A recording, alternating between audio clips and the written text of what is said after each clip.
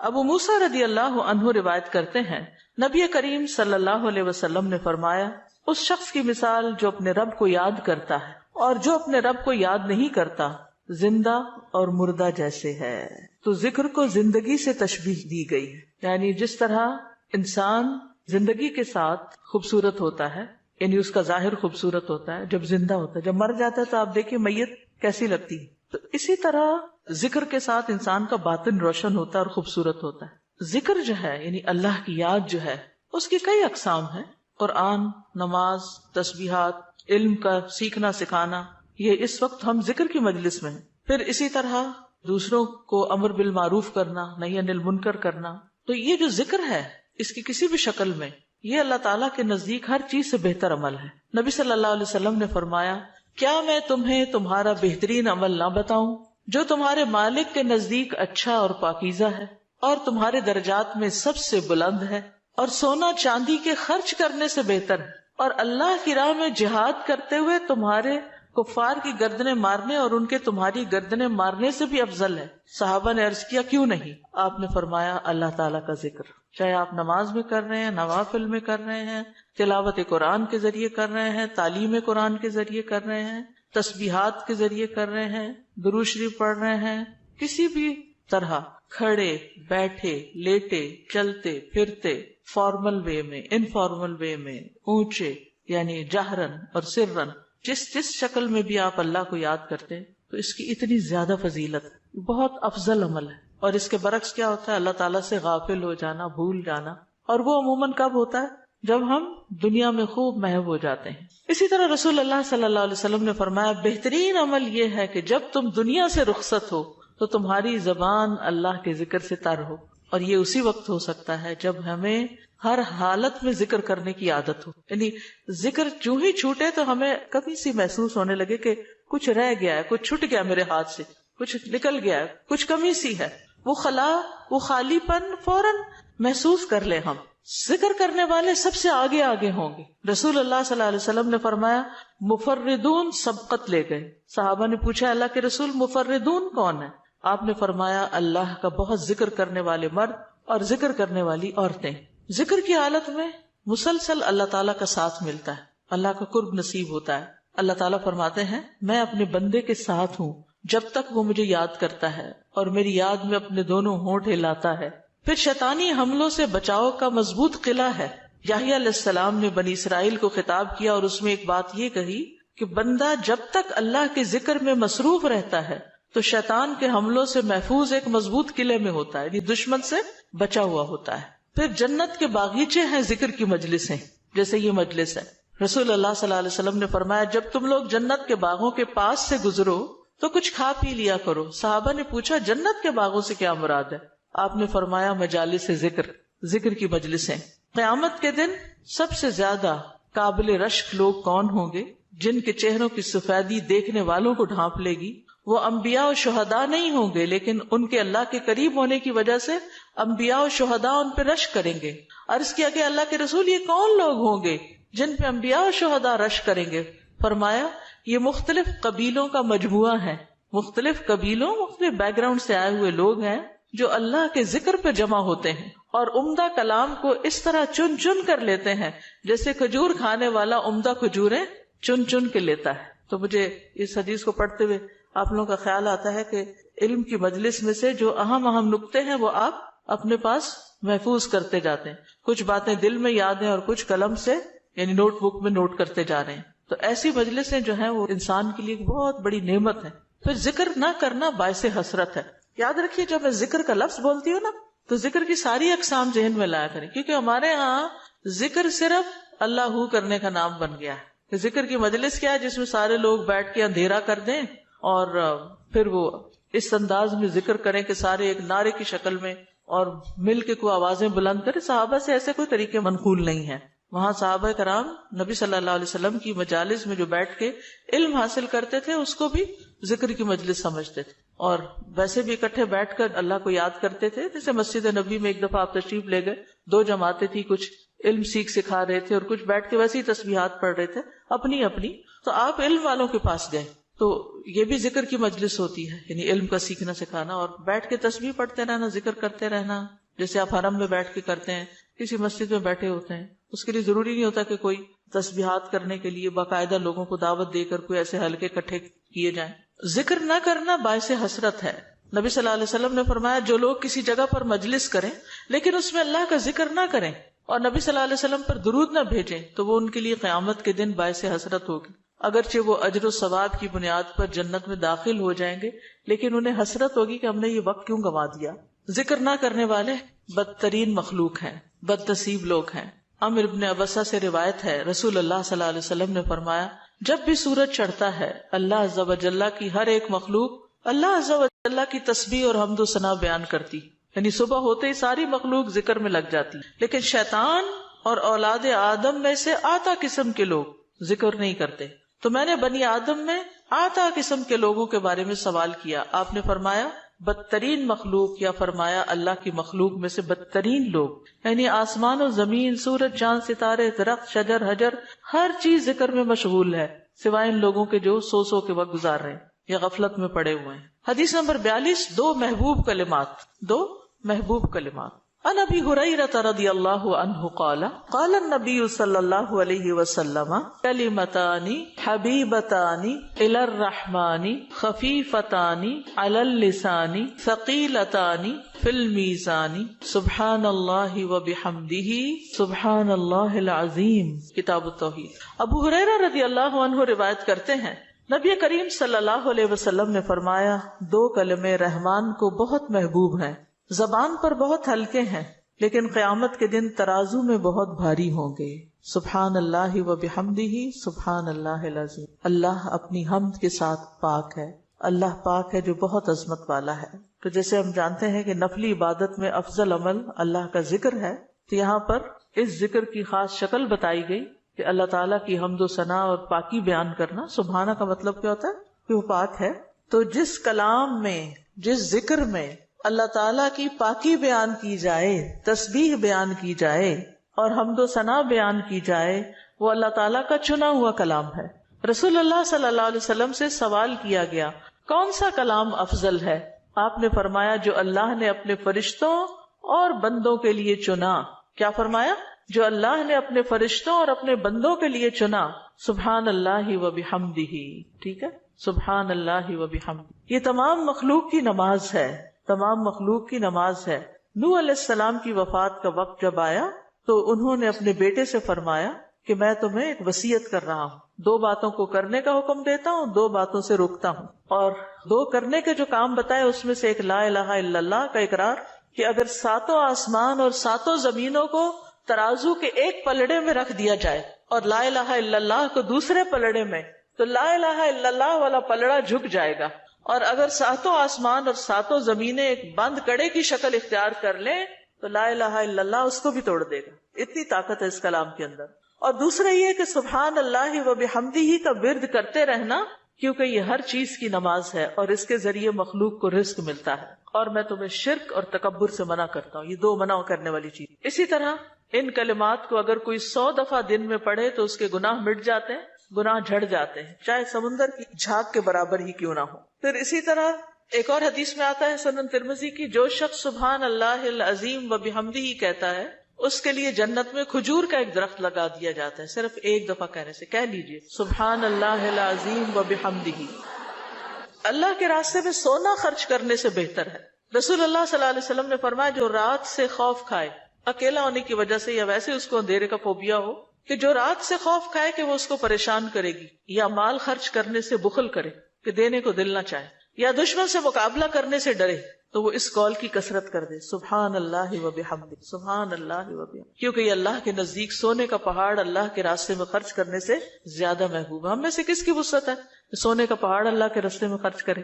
نہیں کر سکتے، تو اس لیے اس کلمے کو ہی زیادہ سے زیادہ پڑھ لینا چاہیے۔ اسی طرح سبحان اللہ، لا الہ الا اللہ، الحمدللہ، یہ کلمات عرش کے ارد گرد چکر لگاتے ہیں اور ان کی بھنبھناہٹ ہوتی، شہد کی مکھیوں کی بھنبھناہٹ کی طرح، اور وہ اپنے ذکر کرنے والے کی اللہ کے ہاں یاد دلاتے ہیں۔ تو آپ نے فرمایا کیا تم میں سے کوئی یہ پسند نہیں کرتا کہ اس کے لیے کوئی ایسا ہو جو ہمیشہ اللہ کے ہاں اس کی یاد دلائی جاتے رہے، یعنی کوئی ایسا طریقہ ہو کہ ہمیشہ عرش کے ارد گرد آپ کا ذکر ہوتا رہے. قیامت کے دن بھی انسان کا بچاؤ کریں گے، یعنی جہنم سے بچانے کے لیے سبحان اللہ والحمد للہ ولا الہ الا اللہ واللہ اکبر. پھر اہل جنت کا ذکر کیا ہوگا؟ ان کے سانس کے ساتھ ان کو تسبیح و تحمید سکھا دی جائے گی کہ بولنا بھی نہیں پڑے گا، سانس لیں گے اور سانس کے ساتھ اللہ کا ذکر جاری ہو جائے گا. یہ جو احادیث نے بیان کی، یہ آپ کے پاس کارڈ ہونا چاہیے تسبیحات کی فضیلت والا، اس میں لکھی ہوئی ہیں، دوسروں کے ساتھ بھی شیئر کریں اور خاص طور پہ بچوں کو ذکر کرنا سکھائیں. ان کے اندر بھی ایک کامنس آتی، ایک سکینت آتی ہے. ہم بعض اوقات یہ سوچتے ہیں یہ تو بچے ہی ہیں، ابتدائی عمر سے، چھوٹی عمر سے کہ چلو یہ پڑھو، انگلیوں پہ گنتے ہیں، اچھا تم نے کتنی دفعہ پڑھ لی، کتنے جنت میں درخت لگائے، تو آہستہ آہستہ ان کو عادت ہو جاتی. پھر ذکر کی ایک قسم اللہ کے نام پڑھنا، اللہ کے نام یاد کرنا. عن ابی ہریرہ ان رسول اللہ صلی اللہ علیہ وسلم قال ان للہ 99 اسما 100 الا واحدا من احصاها دخل الجنہ. کتاب التوحید. ابو ہریرہ رضی اللہ عنہ سے روایت ہے کہ رسول اللہ صلی اللہ علیہ وسلم نے فرمایا، بے شک اللہ کے 99 نام ہیں، 99، ایک کم 100.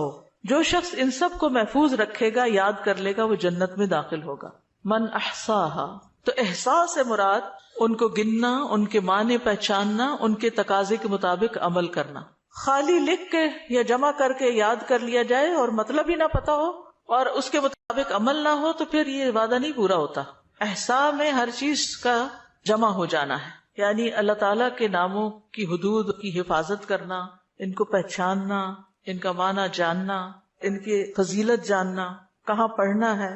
امام ابن قیم کہتے ہیں کہ اللہ کے اسماء کو گن کر محفوظ کرنے کے کچھ مراتب ہیں. بندہ جب ان ناموں کو یاد کر لیتا ہے تو وہ جنت میں داخل ہو جاتا ہے اور یہی اس کی سعادت اور نجات اور فلاح کا مرکز ہے. وہ کہتے ہیں پہلا مرتبہ ان کے الفاظ کو گننا اور شمار کرنا، دوسرا مرتبہ ان کے معنی اور مدلول کو سمجھنا، تیسرا مرتبہ ان کے ساتھ دعا مانگنا. قرآن میں آتا نا وَلِلَّهِ الْأَسْمَاءُ الْحُسْنَى فَادْعُوهُ بِهَا، اور اللہ ہی کے لیے ہیں اچھے اچھے نام، بس تم اس کو ان کے ساتھ پکارو، اللہ کے نام لے کے. جیسے یا حی یا قیوم، یا اللہ، یا رب، یا رحمان، یا رحیم، یا کریم، یا ذی الجلال والاکرام، اور باقی بھی اسی طرح. پھر ہے دعا مانگنے کے 2 مرتبے ہیں. نمبر 1 دعا العبادہ، یعنی اللہ کی تعریف ان ناموں کے ساتھ کرنا. ہمارا رب رحیم ہے، کریم ہے، تو یہ تعریف عبادت کی دعا ہوتی ہے، دعا العبادہ کہتے ہیں اس کو. اور دوسرا ہے دعا المسئلہ، طلب اور مانگنے کی دعا، کہ ان ناموں کے ساتھ پکار کے اللہ کو پھر سوال کرنا. اور اسماء حسنہ کے ساتھ یہ نہیں کہ اپنی طرف سے اللہ تعالیٰ کا کوئی نام بنا کے اور پھر اس سے دعا کرنا، یا موجود، یا ذات، یا شیء، اس طرح کی باتیں نہیں، بلکہ اللہ کے جو پراپر نام قرآن و سنت سے ثابت ہیں ان کے ساتھ دعا مانگنا.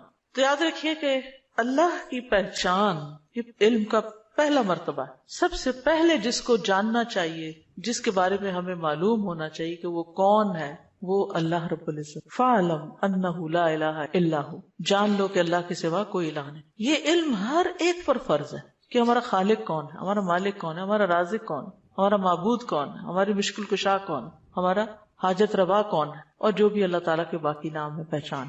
یہ علم تمام علوم سے افضل ہے، کیونکہ جب ایک انسان، کوئی بچہ، بوڑھا، جوان اللہ تعالیٰ کو جان لیتا ہے نا، تب ہی اس کی زندگی درست ہوتی، تب ہی اس کو واقعی ہدایت ملتی، تبھی وہ اللہ کے لیے سب کچھ کرتا ہے، تبھی اس کے اندر تقویٰ پیدا ہوتا ہے، تبھی وہ حلال حرام کی تمیز کرتا ہے. کیونکہ یہ سب کچھ کرنا اس کے لیے اللہ نے اپنی عبادت کے لیے پیدا کیا، اور اگر ہم اللہ ہی کو نہیں پہچانتے تو عبادت کس کی کر رہے ہیں؟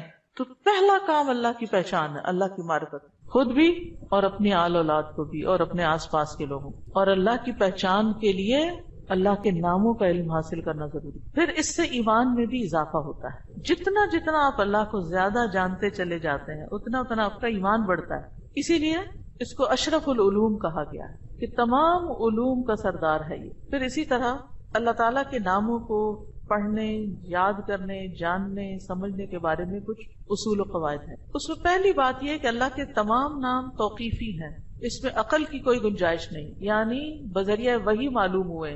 ہم اپنے پسند سے اللہ کا کوئی نام نہیں رکھ سکتے.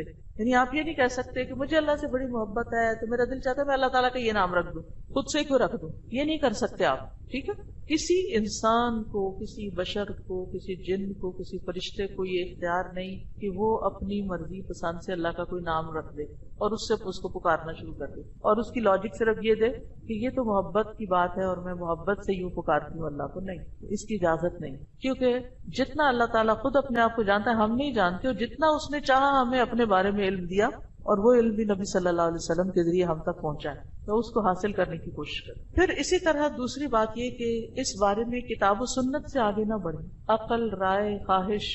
امام احمد کہتے ہیں اللہ کی صفت نہیں بیان کی جائے گی مگر وہی جو خود اس نے اپنی ذات کی بیان فرمائی ہے یا رسول اللہ صلی اللہ علیہ وسلم نے بیان کی ہے. ہم قرآن و سنت سے آگے نہیں بڑھیں گے، خود یا کسی عالم یا کسی اور انسان کے بتائے ہوئے نام کے مطابق نہیں کام کریں گے. پھر اگلی بات یہ کہ اللہ کے ناموں میں الحاد سے بچنا چاہیے. الحاد سے، الحاد کا مطلب کیا ہے؟ سیدھے رستے سے ہٹ جانا. لحد ہوتی ہے نا وہ قبر جو بغلی قبر ہوتی ہے، نیچے گڑا کھودتے کھودتے سائڈ پہ قبر کھودنا شروع کر دیں. تو اس کی بہت سی صورتیں ہو سکتی، جیسے اللہ کے کسی نام کا انکار کر دیا جائے، یا نام جن صفات پر دلالت کر رہے ہیں ان کا انکار کر دیا جائے، جیسے امت میں کچھ ایسے فرقے گزرے ہیں کہ جو یہ کام کرتے رہے ہیں. پھر اسی طرح بغیر تحریف، تعطیل، تکییف اور تمثیل کے اسماء و صفات پر ایمان لانا ضروری. تحریف یعنی خود تبدیلی کرنا، تعطیل یعنی کسی صفت کو معطل کر دینا، تکییف کسی کیفیت کو بتانا، تمثیل یعنی مثال بیان کرنا. ان چیزوں سے بچنا چاہیے. پھر ایک اہم بات یہ بھی یاد رکھیے کہ 99 تو ہمیں بتایا گیا کہ اتنے تو کم از کم یاد کر لو، لیکن یہ یاد رکھیے اللہ کے صرف 99 نیمز نہیں ہیں، وہ اس سے زیادہ ہیں. اس لیے بعض کتابوں میں آپ کو زیادہ بھی ملیں گے، لیکن یہاں مراد کیا ہے کہ یعنی اتنے تو زبانی یاد کر سکتا ہے انسان، یا آسانی سے ہر ایک کو معلوم ہو ہی سکتے ہیں. کیونکہ حدیث میں آتا ہے اسألک بکل اسم هو لک سمیت به نفسک وانزلته فی کتابک او علمتہ احدا من خلقک او استأثرت به فی علم الغیب عندک. اے اللہ میں تجھ سے تیرے ہر نام کے واسطے سے دعا کرتا ہوں، وہ نام جو تو نے اپنی ذات کے لیے رکھے، یا جو نام تو نے اپنی کتاب میں اتارے، یا وہ جو اپنی مخلوقات میں سے کسی کو سکھا دیے، یا وہ نام جو تو نے اب تک اپنے خزانہ غیب میں محفوظ رکھے. اس سے کیا پتہ چلتا ہے کہ کچھ نام تو خزانہ غیب میں ہے. اور جیسے حدیثی شفاعت میں آتا ہے نا کہ نبی صلی اللہ علیہ وسلم کو اللہ تعالیٰ قیامت کے دن اپنی حمد و ثنا بیان کرنے کی، تعریف کرنے کے لیے وہ کچھ سکھائیں گے جو اس سے پہلے نہیں سکھائی ہوگی وہ تعریف. تو اس کے ذریعے نبی صلی اللہ علیہ وسلم اللہ کی تعریف بیان کریں گے. یعنی وہ علم ابھی تک نبی صلی اللہ علیہ وسلم کے پاس بھی نہیں، وہ قیامت کے دن دیا جائے گا، جس کی بنا پر آپ اللہ تعالیٰ کی تعریف کریں گے، پھر دعا کریں گے، اور پھر آپ کو شفاعت کا اذن دیا جائے گا، جو شفاعت کبریٰ کی حدیث آتی ہے. الہدیٰ نے اللہ تعالیٰ کے ناموں کا ایک کارڈ ریوائز کر کے چھاپا تھا، جس میں قرآن اور سنت کی دلیل سے وہ نام دیے گئے ہیں. اور باقی جو تاج کمپنی کے چھپے ہوئے نام، ان میں کچھ نام ایسے ہیں جو اللہ کے نام نہیں ہیں، وہ اللہ تعالیٰ کے افعال ہیں جن سے لوگوں نے خود نام بنا لی. جیسے المذل اللہ کا نام نہیں ہے، یہ اللہ کا نام نہیں ہے، لیکن ذلت دینے والا اللہ ہے، تو ذل من تشاء، تو اس سے لوگوں نے نام اسم فائل کر کے تو مذل بنا لیا. تو یہ نام نکال دینے چاہیے، ٹھیک ہے، کیونکہ یہ قرآن و سنت سے نہیں ملتے. تو کچھ اللہ تعالیٰ کے نام ہیں، صفات ہیں، اور کچھ افعال بھی ہیں کہ اللہ تعالیٰ کیا کیا کرتا ہے. تو قرآن سے ہمیں وہ بھی پتہ چلتا ہے کہ اللہ تعالیٰ کیا کرتا ہے، اسے زندگی دیتا ہے، موت دیتا ہے، رزق دیتا ہے، وغیرہ وغیرہ. حدیث نمبر 44، پورے یقین کے ساتھ دعا کرنا. دعا بھی ذکری کی ایک قسم ہے. ان انس قال قال رسول اللہ صلی اللہ علیہ وسلم اذا دعوتم اللہ فاعزموا فی الدعاء ولا یقولن احدکم ان شئت فاعطنی فان اللہ لا مستکرہ لہ. انس رضی اللہ عنہ روایت کرتے ہیں کہ رسول اللہ صلی اللہ علیہ وسلم نے فرمایا، جب تم اللہ کو پکارو تو پکارنے میں عزم رکھو، یعنی اچھی طرح پکارو، اور تم میں سے ہرگز کوئی یوں نہ کہے کہ اگر تو مجھے چاہے تو عطا کر دے، چاہے تو نہ کرے. یعنی لکھا ہوا نہیں یہاں، لیکن مطلب یہی بنتا ہے، کیونکہ اللہ کو کوئی بھی مجبور نہیں کر سکتا. ٹھیک ہے، تو یہاں دعا مانگنے کا ادب سکھایا گیا ہے کہ دعا پورے یقین کے ساتھ مانگنی چاہیے. یا اللہ تو دے سکتا ہے، تو مجھے عطا کر. یہ نہ کہے تو چاہے تو عطا کر، وہ تو دینے پہ قادر ہے، اس سے پورے یقین اور عزم کے ساتھ دعا کرے. اسی طرح دعا مانگنے کے کچھ اور آداب بھی ہیں. مسئلہ یہ کہ غافل دل سے دعا نہ کرے، کیونکہ اللہ تعالیٰ بے پرواہ دل کی دعا قبول نہیں کرتا. پھر یقین سے دعا کریں کہ قبولیت کا یقین ہو کہ نہیں اللہ تعالیٰ سنتا ہے. یہ نہیں پتہ نہیں سنے گا کہ نہیں، بہت مانگی ہے ابھی تک تو ہماری بات نہیں مانی گئی، پتہ نہیں آگے کیا ہوگا. میری تو سنتا ہی نہیں، نعوذ باللہ ایسی باتیں نہیں کرنی چاہیے. آپ کہ اللہ آپ کے تو بس میں ہے سب کچھ، آپ تو سب کچھ کر سکتے ہیں. پھر اسی طرح بغیر ہچکچاہٹ کے رب سے دعا کرنی چاہیے. کس سے؟ بغیر ہچکچاہٹ کے، پورے یقین سے. نبی صلی اللہ علیہ وسلم نے فرمایا جب تم میں سے کوئی آدمی اللہ کے سامنے اپنی خواہش کا اظہار کرے تو وہ زیادہ سے زیادہ مانگے، کیونکہ وہ اپنے رب سے مانگ رہا ہوتا ہے عز و جل سے، وہ سب کچھ کر سکتا ہے. پھر خشوع و خضوع اور عاجزی سے مانگے.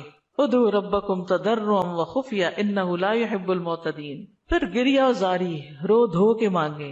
آپ دیکھیں کس طرح بچے جب انہیں کوئی چیز چاہیے ہوتی ہے تو بلا وجہ بھی رونا شروع کر دیتے ہیں. تکرار اور اصرار سے دعا کریں. نبی صلی اللہ علیہ وسلم بعض اوقات 3 بار ایک دعا دہراتے تھے. آپ نے فرمایا جس شخص نے 3 بار اللہ سے جنت مانگی تو جنت کہتی ہے اللہ اسے جنت میں داخل کر دے، اور جو شخص 3 مرتبہ آگ سے پناہ مانگے تو دوزخ کہتی ہے اللہ اس کو آگ سے پناہ دے دے. پھر دعا میں جلد بازی نہ کرے. تو بندہ جب تک جلد بازی نہ کرے دعا قبول کی جاتی رہتی. یعنی جلد بازی کیا ہے کہ مایوس ہو کے انسان تھک جائے اور دعا مانگنا چھوڑ دے، یہ نہیں ہونا چاہیے. جی استاذہ، جو اللہ تعالیٰ کے جو نام ہے اور جو ان کے صفات ہیں یہ ریلیٹ کرتے ہیں نا آپس میں؟ اس کی ساری صفات اس کے ناموں میں، یعنی ناموں میں ہی اس کی صفات. یعنی ذکر کی ایک قسم جو ہے نا غور و فکر بھی ہے کائنات میں، اور اس کے ذریعے اللہ کو یاد کرنا. کیونکہ جتنی تقصیر ہم کرتے ہیں کمی کوتاہی دعا میں، وہ اسی وجہ سے کرتے ہیں کہ ہمیں اللہ کی پہچان نہیں ہوتی. آپ دیکھیے جب ہمیں لوگوں کی پہچان ہوتی ہے نا کہ کون کتنا سخی ہے تو ہمیں اسی کے مطابق توقع ہوتی. امی سے عیدی اتنی ملے گی اور ابا سے اتنی ملے گی، کیونکہ ہم دونوں کا مزاج پہچانتے ہیں کہ کون کتنا دیتا ہے. اسی طرح خالہ مامی دادی سب کا پتا ہوتا ہے کہ کون کیا کرتا ہے. تو اگر انسانوں کا تھوڑا بہت ہمیں پتا ہوتا ہے اور اس کے مطابق ہی ہماری ایکسپیکٹیشن ہوتی ہے، تو جس کو اللہ کا پتا چل جائے کہ وہ کیا عظیم ہستی ہے، پھر اس کی دعا کی ایکسپیکٹیشن کتنی بڑی ہوگی کہ وہ کیا کچھ نہیں دے سکتا اور کیا کچھ اس سے مانگنا چاہیے.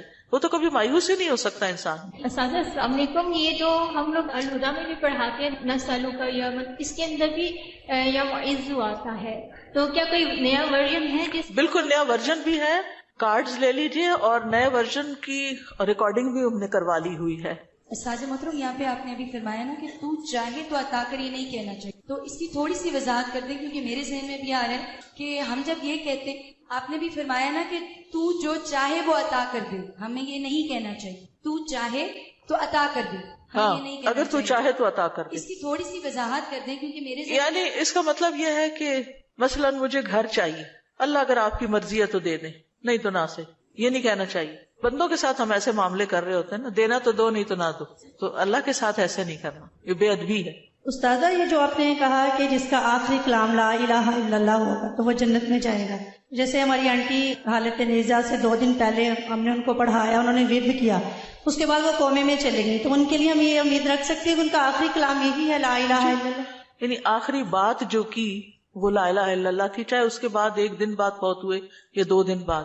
اور ایک اور بات، بعض اوقات قومے میں ہوتے ہوئے بھی سن رہے ہو، اور کئی لوگوں کا یہ پتہ چلتا ہے کہ وہ آہستہ آہستہ زبان بھی ہلا رہے ہو، اور کئی لوگوں کا یہ بھی میں نے سنا ہے، مطلب لوگوں کے ڈیتھ کے جو حالات واقعات سنتے ہیں کہ بے ہوشی تاری رہی اور فوت ہونے سے تھوڑی دیر پہلے آنکھیں بھی کھولی اور منہ بھی ہلایا اور پھر دوبارہ چلے گئے. تو یہ اللہ کی دی ہوئی توفیق ہے، ہمیں توفیق مانگنی چاہیے کہ اللہ ہمارا آخری کلام لا الہ الا اللہ. آپ نے بھی ذکر کیا ہے، ذکر کا فضیلت بیان کی ہے، تو مجھے یہ بات سمجھ آئی ہے کہ جب ہم لوگ دن رات میں ذکر کرتے ہیں، ہماری زبان تر رہتی ہے ذکر سے، جوارے اس چیز کی گواہی دیتے ہیں، تو وہ جو ہے آپ کا جو اندر احساس ہے وہ یہ ہوتا ہے کہ ہمارا ٹائم ویسٹ نہ ہو، ٹھیک ہے، اور ہم لوگ جو ہے نا فضولیات سے وہ اجتناب کرتے ہیں اس چیز کو کہ ہم نے ذکر کرنا ہے، اپنی نیکیوں کو اضافہ کرنا ہے، خیر و برکتیں مانگنی ہے. کیا یہ چیز جو ہے ہمارے خشوع و خضوع میں اضافہ کر سکتی ہے؟ ذکر کے تو بہت سی برکات ہیں، اور اس میں سے یہ بھی ہے 2 چیزیں جو ہے نا ذکر میں بڑا فائدہ دیتی ہے. ایک ہے کہ ٹارگٹ ڈیلی سیٹ کرے، جیسے 100 دفعہ یہ سبحان اللہ و بحمدہ کہا گیا، یہ منیمم بیئر منیمم ہے کہ آپ یہ 100 دفعہ سورج نکلنے سے پہلے اور سورج غروب ہونے سے پہلے پڑھ لیں عصر کے بعد. پھر اسی طرح یہ ہے کہ نبی صلی اللہ علیہ وسلم دن میں 70 سے 100 بار استغفار کرتے. ٹارگٹ سیٹ کر لیں کہ میں نے لازمی یہ تو کرنا ہی کرنا ہے، اتنا تو کرنا ہے، زیادہ ہو جائے تو بہت ہی اچھا، کیونکہ حدیث میں آتا ہے نا طوبی لمن وجد الاستغفار فی صحیفتہ، کہ خوشخبری ہے اس کے لیے جو اپنے اعمال نامے میں استغفار کی کثرت پائے. پھر آپ دیکھیے درود شریف ہے، اگر کوئی اپنی ساری دعا کو درود شریف ہی بنا لے تو اس کے لیے ہر چیز کافی ہو جاتی.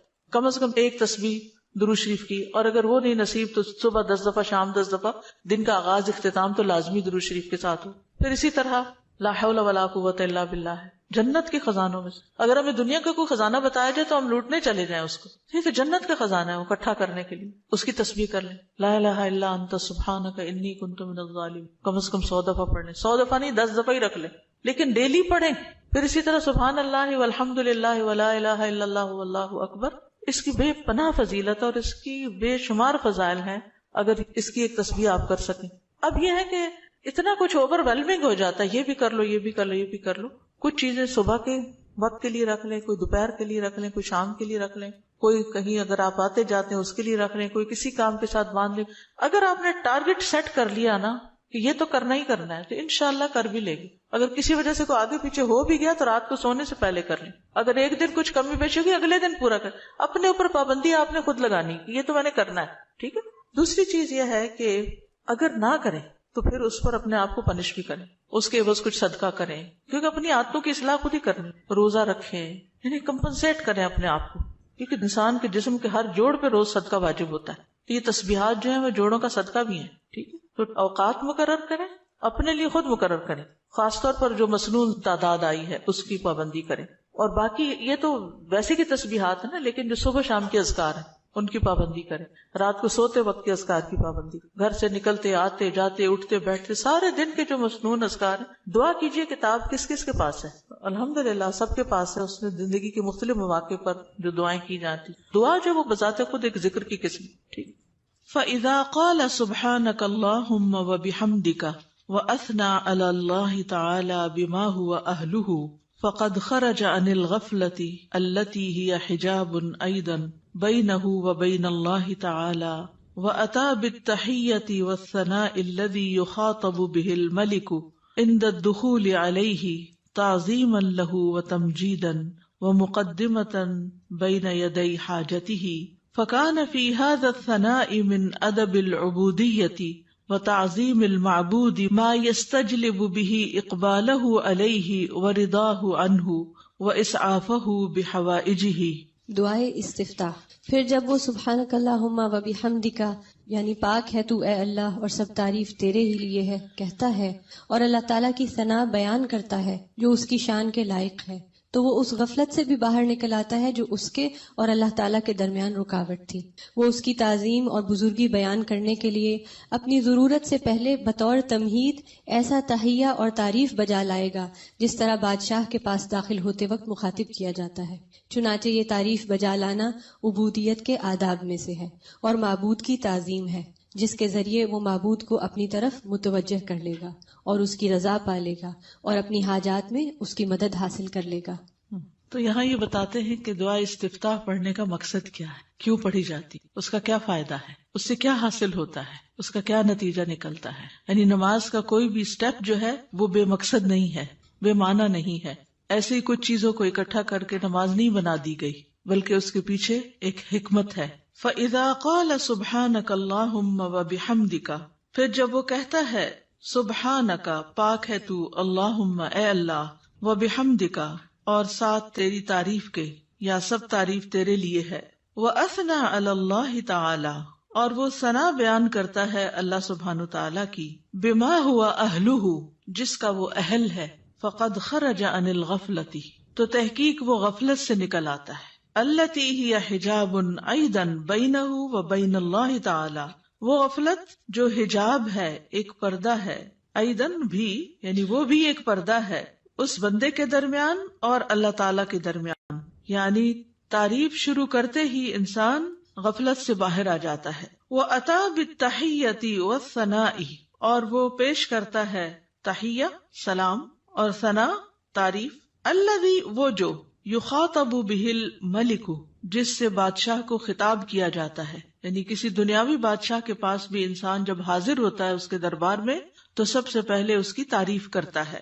عند الدخول علیہ اس کے پاس داخل ہونے کے وقت، تعظیما لہ و تمجیدا اس کی تعظیم کرتے ہوئے اور اس کی بزرگی بیان کرتے ہوئے، وہ مقدمتا بین یدی حاجتہ اور اپنی حاجت پیش کرنے سے پہلے تمہید کے طور پر، مقدمہ تمہید یعنی مقدمے کے طور پر.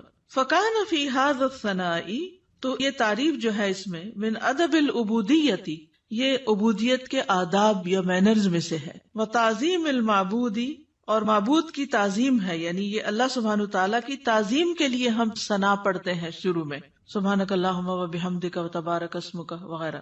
ما یستجلب به اقبالہ علیہ، جس کے ذریعے وہ کھینچ لاتا ہے یا متوجہ کر لیتا ہے اللہ سبحانہ تعالیٰ کی توجہ اپنی طرف، اقبالہ علیہ اس کی توجہ اپنی طرف، ورضاہ عنہ اور اس کی رضا، واسعافہ بحوائجہ اور اس کی مدد کرنا. اسعاف آپ نے دیکھا ہوگا فرسٹ ایڈ کی جو ایمبولینسز ہوتی ہیں ان کے اوپر لکھا ہوتا ہے، یعنی فوری مدد طلب کرنا، بحوائجہ اپنی حاجات میں. تو یہ تعریف انسان کے لیے بہت فائدہ مند ثابت ہوتی ہے. کیا کیا فائدے اس میں بتائے گئے ہیں؟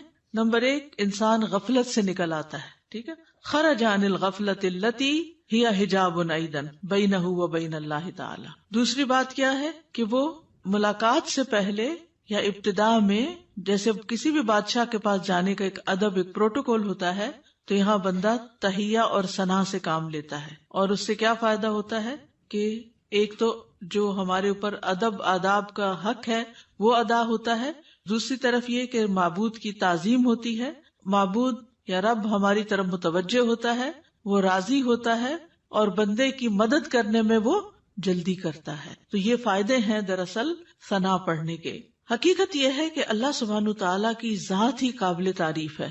سورۃ ہود میں آتا ہے انہ حمید مجید، بے شک وہ بے حد تعریف کیا گیا، بڑی شان والا ہے. یعنی اللہ سبحانہ تعالیٰ کی شان بڑی بلند ہے، تو اس کی تعریف ہونی ہی چاہیے. دنیا میں آپ دیکھیں کہ کسی انسان نے اگر کوئی اچیومنٹ کی ہو، کوئی بڑا کام کیا ہو، تو دور بیٹھے بھی لوگ، نہ جاننے والے بھی اس کی تعریف کرتے رہتے ہیں کہ بڑا کمال کیا اس نے، فلاں چیز ایجاد کر دی ہے، فلاں چیز بنا دی ہے، فلاں کام کیا. تو اس بندے کو نہیں پتا ہوتا کہ کون کون اس کی تعریفیں کر رہا ہے، لیکن جب اس کی ذات سے کسی کو فائدہ پہنچتا ہے تو جس کو فائدہ پہنچتا ہے وہ خود ہی تعریف کے لیے آگے آ جاتا ہے. تب آپ دیکھیے کہ اللہ سبحانہ تعالیٰ کی ذات سے ہمیں کتنا فائدہ پہنچ رہا ہے اور کیا کیا کمالات ہیں. یعنی کسی کی بھی تعریف کرنے کی 2 بڑی وجوہات ہوتی، ایک اس کے کمالات اور دوسرا اس کی ذات سے فائدہ کتنا پہنچ. تو یہ دونوں چیزیں کامل درجے میں اللہ تعالیٰ کے اندر موجود ہیں. ہمارے پاس جو بھی کوئی نعمت ہے وہ اللہ ہی کی طرف سے ہے، اور ہر چیز میں اس کا کمال ہے، تخلیق میں اور رزق پہنچانے میں، اور جتنے بھی اس کے نام ہیں کامل صفات اور اسماء ہیں. تو اس لیے اس کی تعریف تو ہونی ہی چاہیے. تو نماز کے بالکل آغاز میں یہی سب سے مناسب جگہ ہے کہ جہاں تعریف ہو، اس کی حمد و ثنا ہو، کیونکہ وہ اس لائق ہے کہ اس کی حمد و ثنا کی جائے. یعنی آپ دیکھیے کہ جب کوئی حمد و ثنا کے لائق ہوتا ہے تو اس کی اگر کوئی تعریف نہیں بھی کرے تو اس کو تو کوئی نقصان نہیں، کیونکہ وہ تو ہے ہی قابل تعریف. نقصان کس کا ہوتا ہے کہ جو دیکھ رہا ہے، جو فائدہ اٹھا رہا ہے، وہ چپ بیٹھا ہے، وہ کوئی تعریف نہیں کر رہا. اور یہ تعریف جو ہے یہ دراصل شکر ادا کرنے کا ایک طریقہ ہوتا ہے، اور اللہ کا وعدہ ہے کہ اگر تم شکر ادا کرو گے تو میں تمہیں اور زیادہ دوں گا. تو اس احساس کے ساتھ جب انسان اللہ کی تعریف بیان کرتا ہے تو دراصل اللہ سبحانہ تعالیٰ کو بندہ اپنے قریب پاتا ہے، اس سے کنیکشن ہو جاتا ہے اس کا، اور یہ سراسر بندے کے اپنے ہی فائدے میں. ہمارا تعریف کرنا اللہ تعالیٰ کی اللہ تعالیٰ کو فائدہ نہیں دیتا، یہ دراصل خود ہم ہی کو فائدہ دے رہا ہوتا ہے، کیونکہ تعریف کرنے کا بھی ایک مزہ ہوتا ہے. کیونکہ تعریف کرنے والا صرف اس وقت تعریف کر سکتا ہے جب وہ کسی خوبی کو دیکھنے کے قابل ہوتا ہے. یعنی اگر ہم تعریف کرتے ہیں تو اس کا مطلب یہ ہے کہ ہمارے اندر یہ صلاحیت ہے کہ ہم خوبیوں کو دیکھ پاتے ہیں. تو اس میں صرف ممدوح کی حمد نہیں ہوتی یا اللہ سبحانہ تعالیٰ ہی کی تعریف نہیں ہوتی، بلکہ ایسا بندہ بھی ایسے خالق کے ساتھ جب جڑتا ہے تو وہ بھی قابل تعریف ہو جاتا ہے. یعنی وہ بندہ بھی قابل تعریف ہو جاتا ہے جو اپنے خالق کی تعریف کرتا ہے. کیونکہ ناشکرے لوگ کسی کو بھی اچھے نہیں لگتے، پسند نہیں آتے. اور وہ لوگ جو اپنی آنکھیں ہی بند رکھیں اور غفلت کا شکار رہیں اور سوئے پڑے رہیں اور اللہ کی نعمتوں کو دیکھ ہی نہ سکیں یا اس سے ناراض رہیں، ایسے لوگ دراصل اپنا ہی نقصان کرتے ہیں. ایک حدیث سے ہمیں پتہ چلتا ہے کہ بندے اگر اللہ تعالیٰ کو دیکھ لیں تو اور بھی زیادہ اس کی تعریف کریں. ابھی تو بن دیکھے کرتے ہیں نا، اس کی نشانیاں دیکھ دیکھ کے. ابو ہریرہ رضی اللہ عنہ بیان کرتے ہیں کہ رسول اللہ صلی اللہ علیہ وسلم نے فرمایا، بلا شبہ اللہ کے کچھ فرشتے ایسے ہیں جو اہل ذکر کو تلاش کرتے ہوئے راستوں میں چکر لگاتے رہتے ہیں. جب وہ کچھ لوگوں